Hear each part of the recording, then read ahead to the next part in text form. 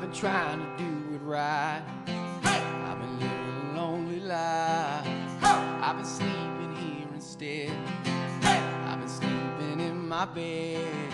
I've been sleeping in my bed.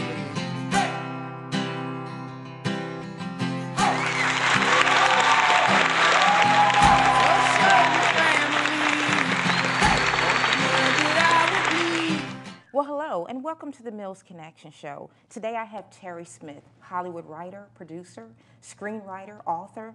Terry, welcome to the show. I am so glad that you're here.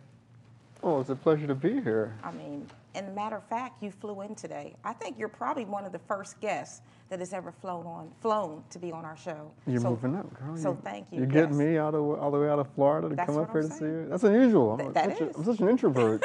It's hard to get me out. Even my own sister, who's in the audience today, can barely get me out of my house.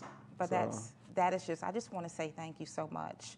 But before we get into the show, where are you from? And tell the audience a little bit about yourself. I was born in Florida, Jacksonville, Florida, home of the Jacksonville Jaguars. Okay. And I grew up there until high school, and then I moved away to Hampton, Virginia, for Hampton University to start my college career. Okay.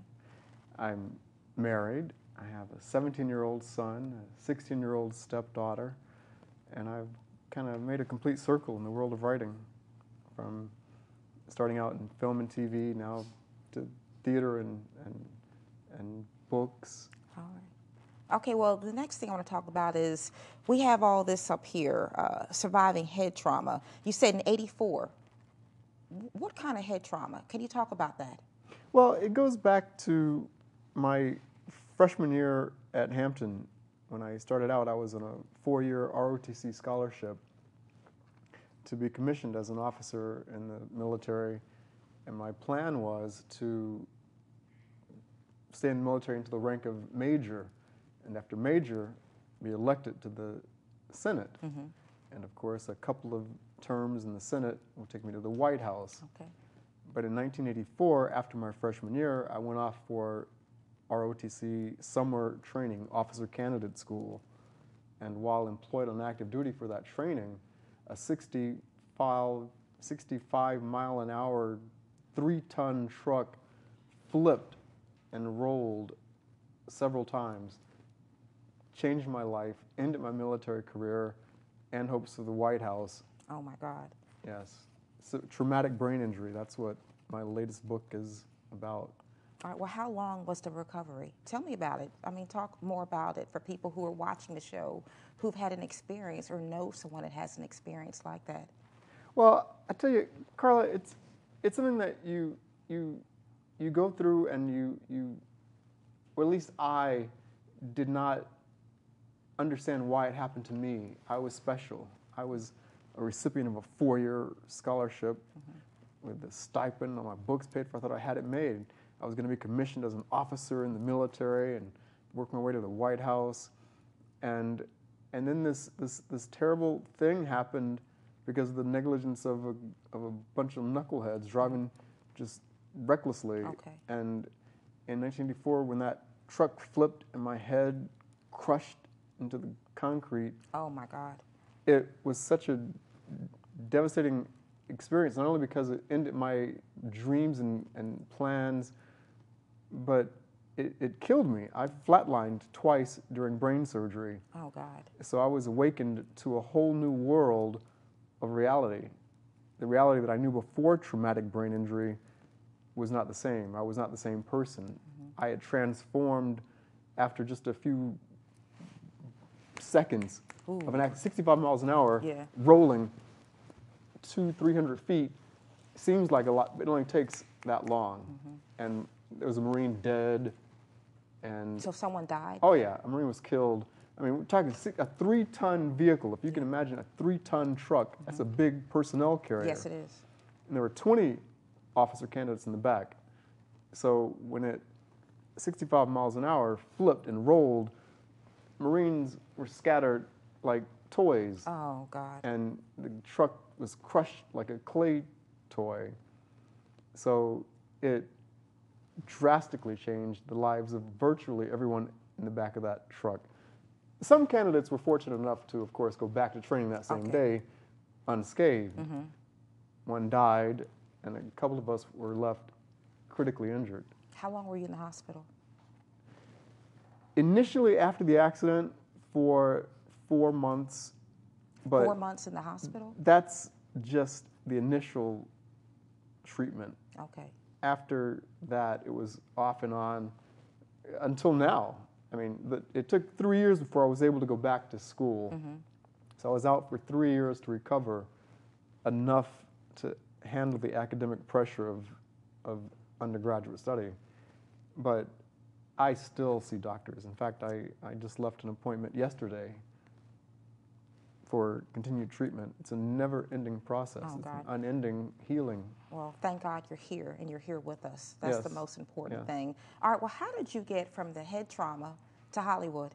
My sister, Jackie Smith, she's in the audience out there. Okay, well, But- tell us about that. Well, I tell you, what happened is that after the accident and I woke up at Bethesda Naval Hospital, I saw all these people standing around my bed and they were ostensibly happy, but at the same time, sad at the same time, and I didn't know who they were, wondering, who were these people? So I went from amnesia to just laying in the bed, trying to grasp people telling me, these strangers who were really my mother, my sister, Yeah. family members, and at that point they were just people, they're strangers, Okay. telling me what I'd been through, me trying to grasp it all, and then slowly things started coming back. Okay, I'd been in officer candidate school and had been in some horrific accident. And after that, I tried to go back to school, and it did not work, and I was put out because initially before the accident. Obviously, I was a high achiever. In my freshman year in ROTC, I achieved the Superior Cadet Award, which is one of the things you get on your chest. Okay. For the Superior Cadet, highest #1 cadet in my class, to waking up with amnesia, not knowing anyone. So my occupational therapy led me to writing what I was doing every day, Okay. what I'm having, what's on my plate. I look at my plate and right now there's eggs in there, there's bacon, and that would just progress until the end of the day when I could read it and try to remember some of it. And it didn't work at first, but the continuous writing therapy led to me writing more extensive journals of my daily routine, what I'm doing throughout the day. And as the years passed, this habit of writing turned into, well, all right, I've written everything I've done today, I want to write some more. And I would start making up stories and making up more But how stories. did your sister get you from that point? You said, you were able to get to Hollywood. Well, it is because after 3 years of me going in and out of the hospital, back and forth to different naval hospitals all over the country, and writing in my journal every day, my creative writing, after 3 years, and I was cognitively ready to go back to school, went back to Hampton University where I started, and decided, because while I was out, in fact, living here in Atlanta, I came here to recover. I had done some modeling and some things that didn't require a lot of cognitive, not that models don't need cognitive ability, but the jobs I received, I just had to kind of sit there or stand or walk or whatever. Yeah. But when I met you, you had hair like, Yeah, so I understand it was very, very long. But all that led me to realizing that when I go back to school, I don't want to be in front of it. I want to be behind, because power behind the camera is what powers it. So I'm back to school, and my major was mass media arts. My writing was my focus. And then, so I was started as a sophomore, because the accident happened after my freshman year. So I was a sophomore, junior. And in my senior year, I get a phone call from my sister, Jackie. She says, Terry, have you seen what Eddie Murphy and Paramount Pictures are doing? They're offering this fellowship. I'm like, no, what are you talking about?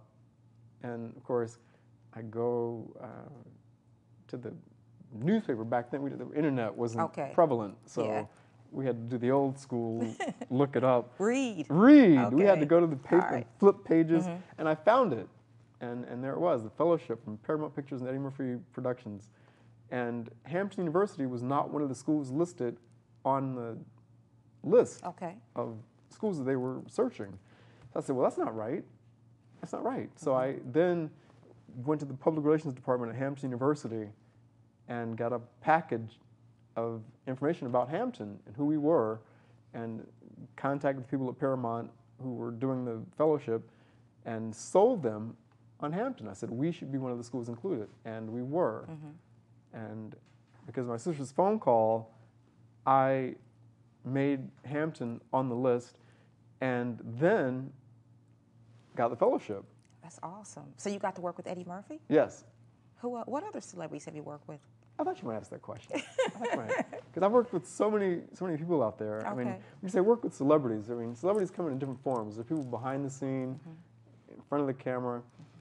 Eddie Murphy would be one of the first people I worked with as a mentor, as a guide, sort of into what this industry is all about, tips on what to do and what not to do. Was he a good teacher?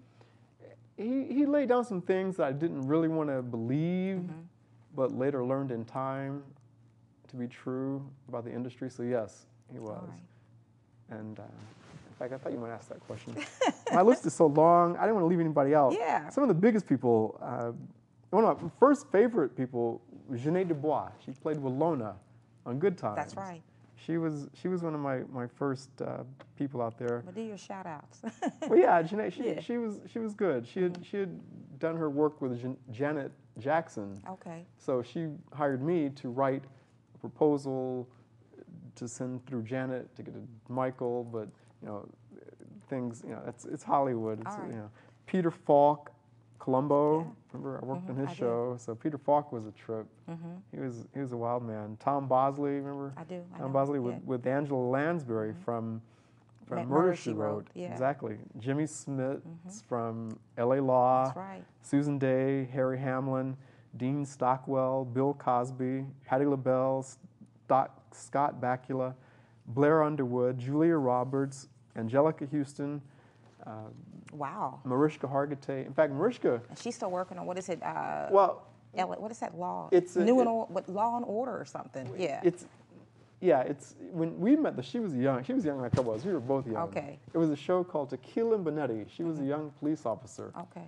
In uniform, and she had a partner who was a young cop out of New York who'd been transferred to L.A.